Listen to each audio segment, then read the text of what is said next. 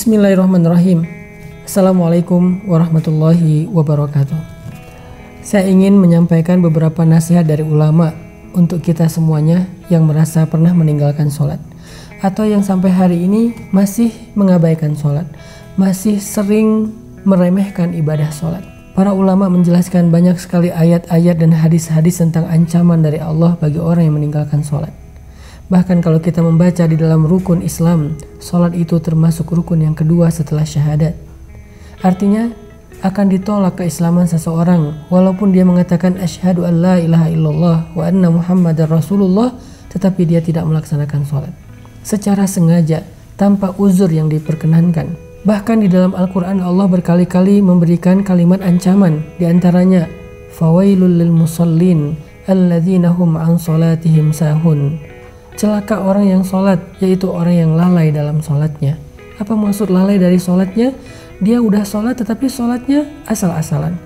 Orang yang sholatnya tidak khusyuk. Orang yang sholatnya kadang dia lakukan, kadang dia tinggalkan. Orang yang sholatnya buru-buru tidak memenuhi rukun. Orang yang sholatnya yang gak benar wudunya atau bersucinya. Bagaimana dengan orang yang tidak sholat? Makanya Allah Subhanahu wa Ta'ala menggolongkan di antara ciri-ciri yang paling jelas terhadap kemunafikan seseorang adalah dia malas dalam ibadah sholat. Bukan tidak sholat, malas dalam ibadah sholat. Allah berfirman di dalam surat An-Nisa, wa idza qamu ila shalah qamu kusala. Kalau mereka berdiri untuk sholat, mereka berdiri dalam keadaan kusala, bermalas-malasan. Mungkin kita sholat, tetapi apakah sholat kita termasuk bermalas-malasan? Bagaimana dengan tarawih kita? Apakah termasuk bermalas-malasan? Kita mencari tarawih yang paling cepat, yang hanya dalam hitungan 15 menit selesai 20 rakaat atau 11 rakaat. Jangan-jangan kita termasuk orang yang sahun walaupun sholat, lalai walaupun sholat. Jangan-jangan kita termasuk orang yang kusala, orang yang bermalas-malasan walaupun kita lakukan ibadah itu. Seandainya kita termasuk orang-orang yang lalai atau orang-orang yang bermalas-malasan dalam sholat, na'udzubillah, berarti masih ada kemunafikan di hati kita, tertolak iman dan Islamnya di sisi Allah Subhanahu wa Ta'ala. Teman-teman yang dirahmati Allah, sholat adalah satu-satunya ikatan antara kita dengan langit. Sholat adalah satu-satunya ikatan antara hamba dengan Allah.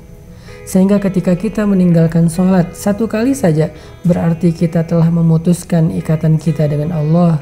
Lalu bagaimana kita akan mendapatkan pertolongan Allah ketika kita butuh, sementara kita nggak punya ikatan apa-apa dengan Allah? Ketika kita tidak punya ikatan apa-apa dengan seseorang, bagaimana kita akan berharap orang itu menolong kita? Seorang perempuan yang tidak punya ikatan apa-apa dengan mantan suaminya, bagaimana dia akan meminta nafkah kepada mantan suami itu? Begitu juga kita dengan Allah. Kalau ikatan kita dengan Allah sudah kita putuskan, bagaimana kita meminta rezeki dari Allah? Bagaimana kita meminta perlindungan dari Allah? Bagaimana kita meminta Allah memperhatikan dan mengurus kita, padahal kita sendiri yang memutuskan ikatan dengan Allah? Satu-satunya, kata ulama, ikatan antara hamba dengan Rabbnya adalah as-sholah. Siapa yang meninggalkan sholat secara sengaja tanpa alasan yang dibolehkan oleh agama, berarti dia telah memutuskan urwatul wuthqa, ikatan dengan Allah Subhanahu wa Ta'ala. Bahkan para ulama sampai berpendapat, seandainya seseorang meninggalkan sholat sampai akhir hayatnya, maka ketika dia meninggal, dia tidak boleh dikuburkan di kuburan kaum muslimin. Dia tidak boleh disolatkan oleh ulamanya kaum muslimin, kecuali hanya oleh keluarganya sendiri. Bahkan ketika dia masih hidup, jika dia tidak melakukan ibadah sholat secara sengaja dalam waktu yang lama, maka ulama mengatakan istrinya harus meminta cerai kepadanya. Seandainya dia suami itu harus menceraikan istrinya. Kenapa? Tidak halal bagi seorang perempuan mukminah menikah dengan laki-laki yang meninggalkan sholat. Ini menunjukkan sebagian ulama berpendapat, orang yang secara sengaja meninggalkan sholat, maka dia telah murtad dari Islam. Walaupun ini bukan pendapat semua ulama, tetapi ini menunjukkan betapa bahayanya meninggalkan sholat. Nanti di akhirat, sholat adalah amal pertama yang akan ditanya oleh Allah. Seandainya sholat kita benar, maka amal yang lain akan Allah perbaiki. Tetapi seandainya sholat seseorang itu rusak, maka semua amal yang lain akan ikut rusak bersama dengannya. Sholat, sesuatu yang gak bisa kita abaikan apapun alasan kita. Kita boleh tidak membayar zakat kalau tidak mampu. Kita boleh nggak haji kalau tidak mampu. Kita boleh nggak puasa kalau tidak mampu dengan cara diqadha atau bayar fidyah. Tapi kita tidak bisa meninggalkan sholat. Karena jika kita tidak bisa melakukan tepat waktu karena lagi musafir, kita bisa menjamak.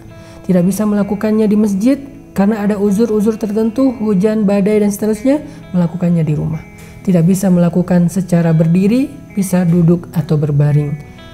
Tidak ada alasan meninggalkan sholat, saking pentingnya ibadah ini. Allah nggak mau kita memutuskan Allah. Orang yang meninggalkan sholat berarti dia telah memutuskan hubungannya dengan Allah. Apa rasanya diputuskan? Tanpa alasan. Kita udah baik kepada seseorang, kita perhatian kepada orang itu, kita berkorban kepada orang itu, kita memberikan semua hak orang itu. Tapi tiba-tiba dia ngajak kita putus tanpa alasan. Gimana perasaan kita? Begitulah perasaan Allah ketika hambanya memutuskan hubungan dengan Allah dengan cara meninggalkan ibadah sholat. Padahal Allah selalu memberikan kebaikan dalam kehidupannya. Jangan putuskan Allah dengan meninggalkan sholat. Mudah-mudahan ketika kita menjaga sholat, Allah akan menjaga kita. Barakallahu fikum.